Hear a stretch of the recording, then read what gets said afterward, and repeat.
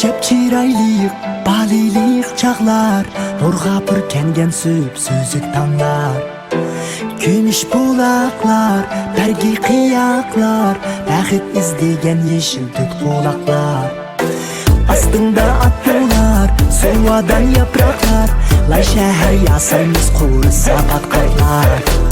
Ey balilik çağlar, bellik kucaklar, balilik çağlar, yok illa dağlar. Balilik çağlar, karanğı bağlar, yirakta tağlar.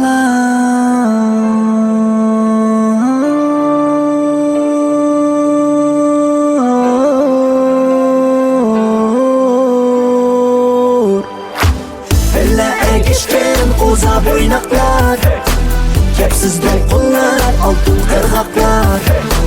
Sığlarda birlik, kolda karmaklar, balılık çağlar, haykıygıp kantaylar.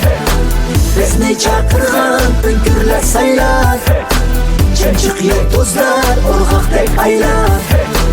Çöçek edişler, çindip korkuşlar, yağışıp tuğbat, urra soğukuşlar.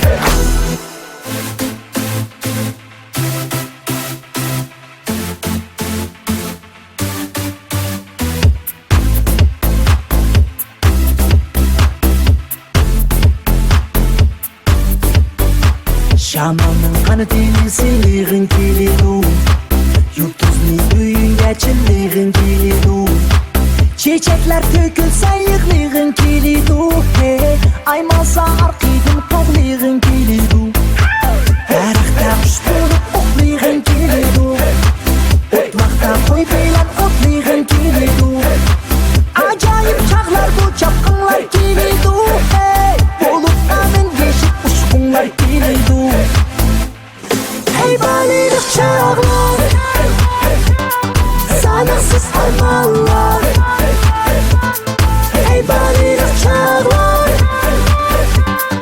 yayraydı bu canlar. Hey balilik çağlar, sanaksız armanlar. Hey balilik çağlar, yayraydı bu canlar.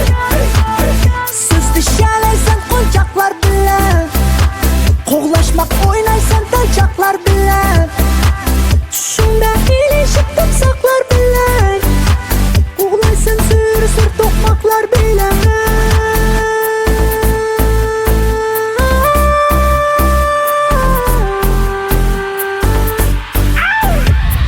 Hey balilik çağlar,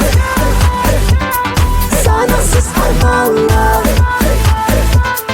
Hey balilik çağlar, yayraydı bu canlar. Hey balilik çağlar, sanaksız armanlar. Hey balilik çağlar, yayraydı bu canlar. Hey balilik çağlar, sanaksız armanlar. Hey balilik çağlar, yayraydı bu canlar. Hey balilik çağlar, sanaksız armanlar. Hey balilik çağlar, yayraydı bu canlar.